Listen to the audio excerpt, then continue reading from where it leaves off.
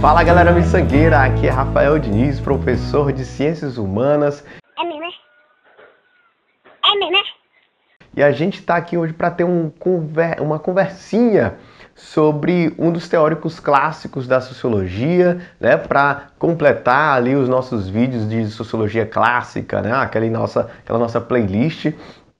E hoje a gente está aqui para falar sobre Max Weber, que foi um desses teóricos fundamentais para a formação da sociologia como ciência, ali ainda no século XIX.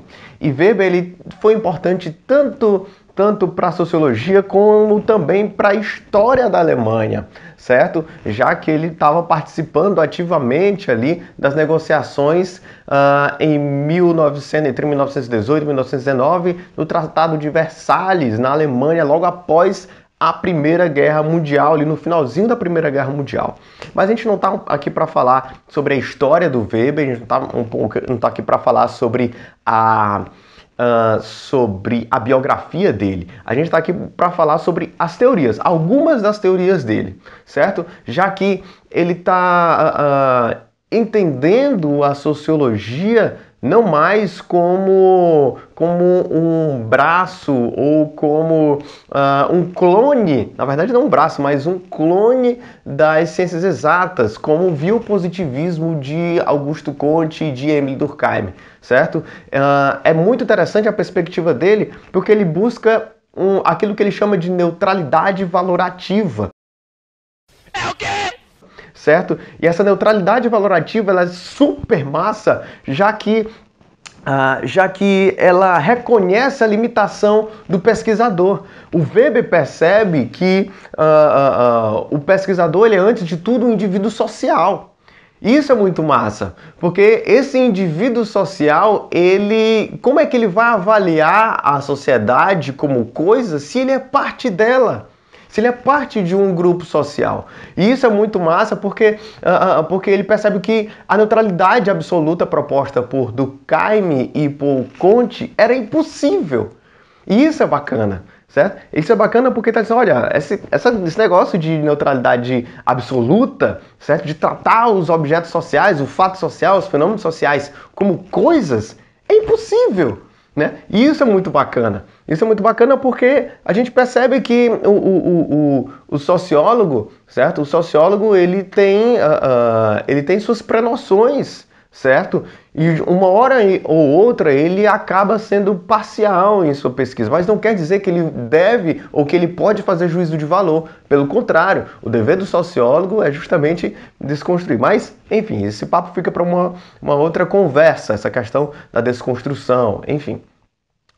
Mas o que mais o Weber, certo? O que mais o Weber está pesquisando? Ele vai pesquisar também uma coisa muito interessante, que é aquilo que ele chama de teoria geral da ação, certo? Porque ele acreditava que a ação humana ela tinha um sentido, certo? A ação dos indivíduos em sociedade, certo? A ação social, certo? Tinha um sentido, tinha um significado dentro da sociedade. E ele vai subdividir, vai classificar a ação social, lembrando, a ação social, certo? Ela tem um sentido e um significado. E ela poderia ser classificada de três maneiras.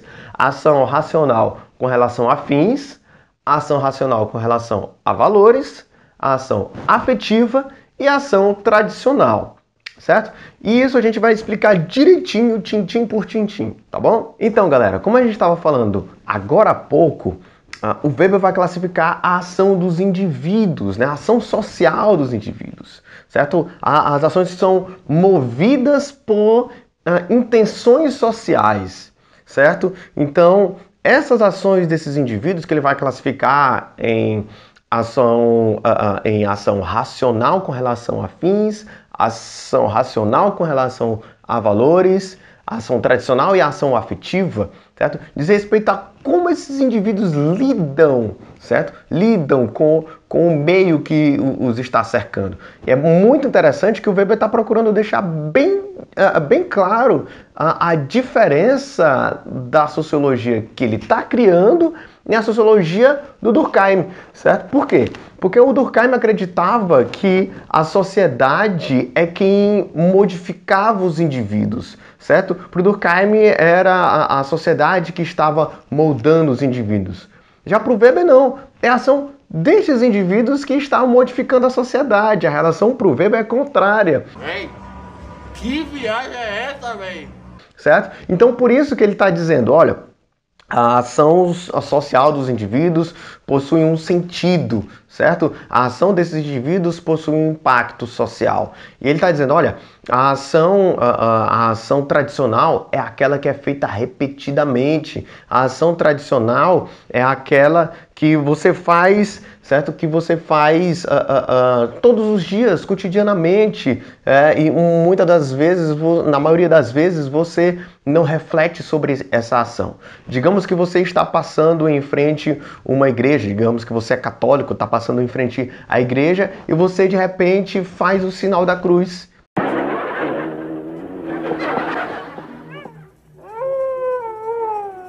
Certo? Você faz o sinal da cruz. Por quê? Porque é uma tradição. Você faz aquilo repetidas vezes, certo? É como, por exemplo, você acorda de manhã, né? Você acorda de manhã e já tem o costume de ligar o sonzinho para ouvir. Isso é uma tradição que você criou, que você desenvolveu por conta da sua ação repetida, né? Em contrapartida, você tem a ação afetiva, aquela que é movida pelos afetos, sejam positivos, sejam negativos, aquilo que você faz por amor, aquilo que você faz por ódio, certo? Esse tipo de ação, ele é classificado por Weber como uma ação afetiva. Por exemplo, quando você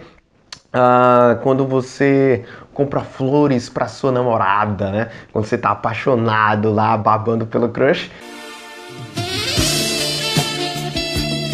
né? Pela sua crush, pela cremosa ou pelo cremoso, você vai lá e compra um presentinho, um mimo, né? Então essa sua ação, ela é uma ação afetiva. Tá bom?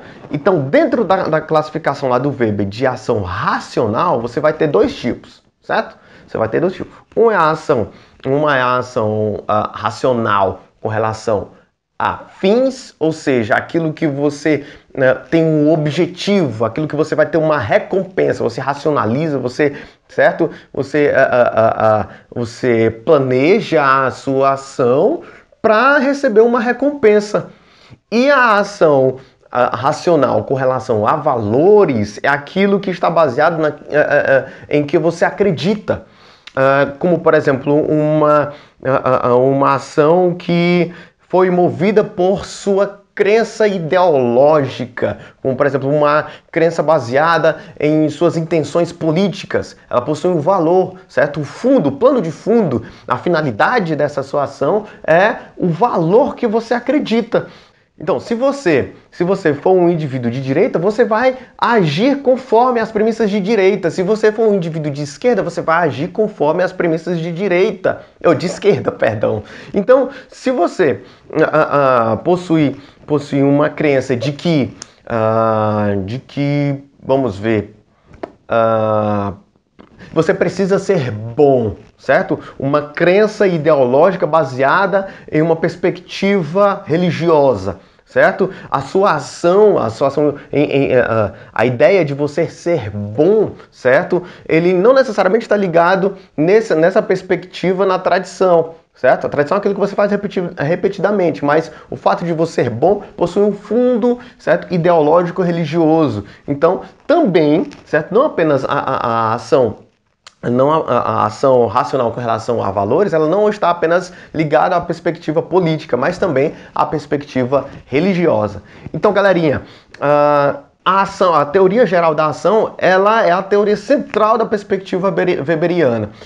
Nós vamos estar produzindo depois outros vídeos sobre Weber, também como outros vídeos sobre Marx, outros vídeos sobre Durkheim, certo? Mas esses 3 vídeos que nós já apresentamos aqui sobre o Marx, o Durkheim e o Weber, certo? Elas apresentam as ideias principais, o ponto de partida para você entender esses teóricos. Eu espero ter ajudado vocês. Considera deixar o like, se inscreve no nosso canal, porque isso ajuda bastante, tá bom?